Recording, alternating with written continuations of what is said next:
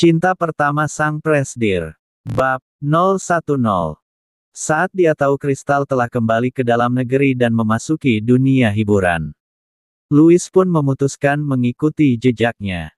Hingga kini mereka berdua sudah menjadi artis ternama. Louis masih menyukai Kristal, namun dengan caranya sendiri agar dia tetap bisa berinteraksi dengan orang yang disukainya itu. Dan sampai saat ini pun Louis masih berteman baik dengan Via. Senja menjelang, terlihat beberapa karyawan kantor mulai meninggalkan area gedung Glory Corporation. Mode siksa mereka sudah berakhir. Alasannya tentu saja karena bos mereka moodnya sudah membaik. Mereka sudah bisa beraktivitas seperti biasanya lagi. Tentu saja hal itu membuat senyuman terukir di wajah Han yang merasa iba dengan teman-temannya itu.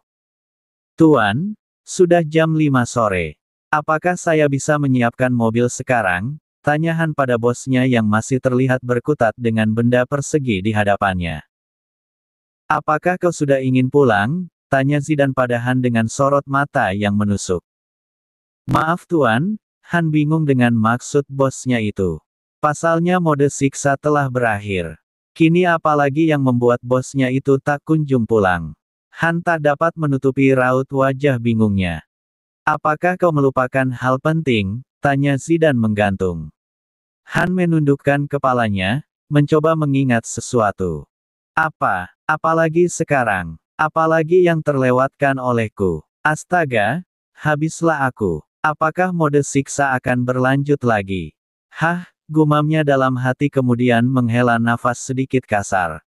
Hah, sudahlah, Han bisa bernafas lega setelah tahu bosnya ternyata tidak marah.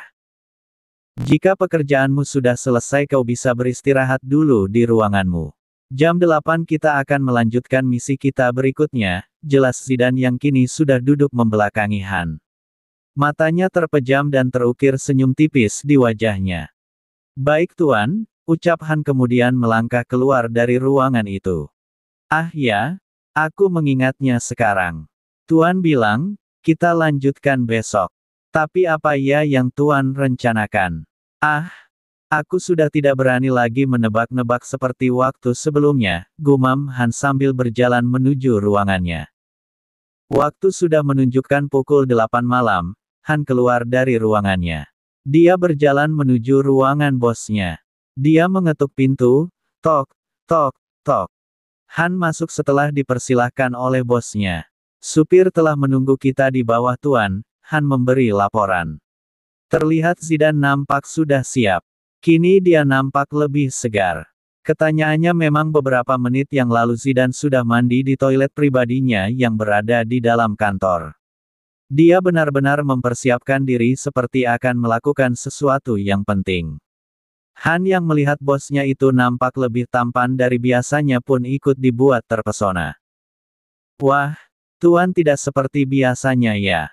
Dia kelihatan lebih tampan. Apa sebenarnya rencana Tuan? Aku jadi semakin penasaran, gumam Han dalam hati sambil tersenyum.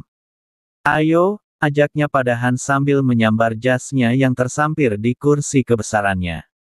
Zidan terlihat sumringah, senyumnya terus mengembang dari bibirnya.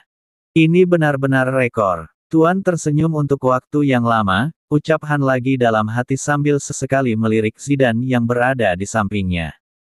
Apa? Zidan menoleh ke arah Han. Dia sadar kalau sedari tadi Han terus memperhatikannya. Maaf, tidak ada Tuan, kemudian Han memalingkan arah pandangannya ke tempat lain dengan canggung karena tertangkap basah. Aku tahu, aku memang tampan Han. Kau tahu kan? Sekali melihatku semua wanita akan langsung terpesona, ujarnya Sokul sambil menyisir rambut dengan jemarinya. Lalu tersenyum lagi dan lagi. Astaga Tuan. Iya, saya tahu Anda tampan Tuan. Tapi bisakah Anda tidak berbicara seperti itu? Dan, kenapa Anda tersenyum terus begitu Tuan? Tidakkah Anda melihat semua karyawan sedang menatap aneh ke arahmu? Han menegur Zidan dalam hati. Jangan pedulikan tatapan mereka dan terus berjalan, perintah Zidan pada Han yang ternyata tahu sedang ditatap oleh beberapa pasang mata. Karena memang masih ada beberapa karyawan dan juga seorang resepsionis yang masih tinggal untuk lembur. Mereka benar-benar heran dengan tingkah bosnya. Sungguh sebuah keajaiban, pikir mereka. Akhirnya mereka sampai di lobi. Seperti biasa, supir akan membuka pintu untuk Zidane di kursi penumpang sedangkan Han duduk di samping supir. "Kita kemana tuan?" tanya Han sebelum mobil melaju. "Pulang," perintah Zidane singkat sambil tersenyum penuh arti. Dan mobil pun melaju meninggalkan area gedung. Sungguh Han semakin heran dibuatnya. Bosnya memang tak bisa ditebak jalan pikirannya. Dia hanya bisa menebak-nebak dalam hati yang membuat dahinya terus mengernyit. Zidane yang tak sengaja melihat ekspresi Han dari spion malah terkekeh pelan. Seperti biasa Zidane selalu menikmati sebatang rokok di sana. Tapi kali ini entah karena untuk melepas penatnya atau untuk sesuatu yang lain. Karena selama perjalanan dia masih saja terus tersenyum. Han yang melihat bosnya lagi-lagi tersenyum pun makin mengernyitkan dahinya. Flashback on. Setelah mengikuti via semalaman, Zidane kembali ke kediamannya.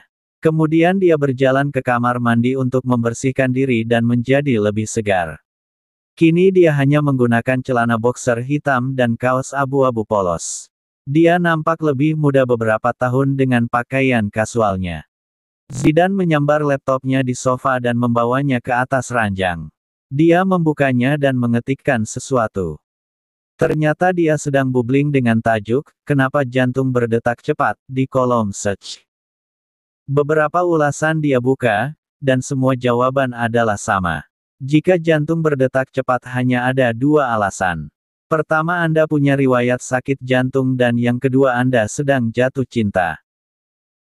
Dan salah satu ulasan menyebutkan, jika jantung Anda berdetak kencang saat bertemu seseorang atau membayangkan orang tersebut, sudah pasti Anda sedang jatuh cinta. Benarkah yang dikatakan di sini? Bisakah aku mempercayainya? Gumam Zidane masih mencerna hasil ulasan itu. "Hei kau, bisakah aku mempercayaimu?" ucapnya sambil menunjuk-nunjuk laptopnya. "Baik, aku akan mencobanya," ucapnya pasti kemudian dia memejamkan matanya. Zidane mencoba membayangkan via dandan cupunya, jantungnya spontan memompa dengan cepat. Kemudian beralih pada Via cantik yang baru keluar dari mobil pada malam itu, jantungnya kian memberontak seperti akan lepas dari tempatnya. Zidane membuka mata, dia meremas dadanya. "Hei kau, kenapa kau cepat sekali?" ucap Zidane yang pandangannya mengarah pada dada yang masih diremasnya. Akhirnya Zidane menyadari sesuatu, matanya membelalak tak percaya. "Jadi, aku sedang jatuh cinta," ucapnya bersemangat dan tersenyum sumringah. Dia melompat-lompat di ranjang king size yang super empuk itu seperti anak kecil yang baru saja mendapatkan hadiah. Dia terus melompat sambil terbahak. "Kenapa aku tidak jatuh cinta dari dulu saja jika tahu rasanya akan sangat menyenangkan begini," ucapnya lagi kemudian dia melemparkan bantalnya asal ke segala arah sambil terus melompat girang. Flashback off. 15 menit berlalu, rokok yang dihisapnya juga sudah habis. Zidane memperhatikan jalanan sebentar. Setelah itu dia memerintahkan supir untuk berhenti. "Stop, berhenti di sini," perintah Zidane. Han makin bingung dibuatnya lagi. Pasalnya ini bukanlah tujuannya untuk pulang seperti yang dikatakan bosnya tadi. Si supir pun menepikan mobilnya. Setelah mobil berhenti, tanpa basa-basi Zidane langsung turun dari mobil yang diikuti oleh Han. Kemudian Zidane menoleh ke arah Han yang kini sudah berada di sampingnya. "Kau, tunggu di dalam," perintahnya agar Han menunggu di dalam mobil. "Baik tuan," jawab Han singkat dan kembali memasuki mobil. Han lebih memilih duduk di belakang, di kursi penumpang. Pikirnya agar dapat memantau gerak-gerik bosnya dengan mudah. Zidane terlihat menyeberang, dia berjalan ke arah minimarket tempat Via bekerja. Akhirnya Han menyadarinya, kini guratan-guratan kebingungan mulai hilang dari wajahnya. Dia tersenyum senang setelah mengerti kenapa bosnya terus saja tersenyum tadi. "Kurasa Tuan sudah jatuh cinta. Ah, beruntungnya Tuan. Andai aku juga bisa, pasti aku akan sebahagia dirimu tuan, ucap Han dalam hati. Zidane memasuki minimarket itu, namun Via tak nampak di sana. Zidane memesan secangkir kopi dan membawanya ke meja di mana dia dan Via waktu itu sempat mengobrol. Sesekali Zidane menyeruput kopinya. Setelah 10 menit Via tak menampakkan batang hidungnya, Zidane berinisiatif mengelilingi lorong-lorong minimarket. Tak berapa lama Zidane mendapati Via berada di lorong paling ujung minimarket itu. Zidane nampak lega setelah menemukannya. Via terlihat sedang menghitung barang-barang di rak. Zidane menghentikan langkahnya beberapa meter dari Via. Dia memperhatikan Via dengan seksama. Kini Via menyanggul asal rambutnya ke atas dan menyisakan beberapa anak rambut dekat telinganya, tentu saja masih dengan kacamata tebal dan tahi lalat palsunya. Via mengenakan hoodie berwarna baby pink dan celana jeans. Tampilan kasual namun tetap cantik, ya karena Via pada dasarnya memang sudah cantik. Via memegang sebuah papan yang di atasnya terdapat beberapa lembar kertas dengan kolom-kolom di sana dan kalkulator di atas tumpukan kertas itu. Juga sebuah pulpen diselipkan di salah satu telinganya. Via sedang berjongkok menghitung barang-barang yang berada di rak bawah. Zidane masih memperhatikannya, lihatlah, bahkan dengan tampilan seperti ini pun dia masih sangat cantik. Zidane berjalan mendekat, dia berdiri merapat persis di belakang Via dan sedikit membungkuk. Sadar seseorang mengganggu pencahayaannya yang sedang sibuk berhitung, Via refleks mendongak sambil menggerutu, "Maaf tuan, tidakkah kau lihat apa yang sedang lakukan?"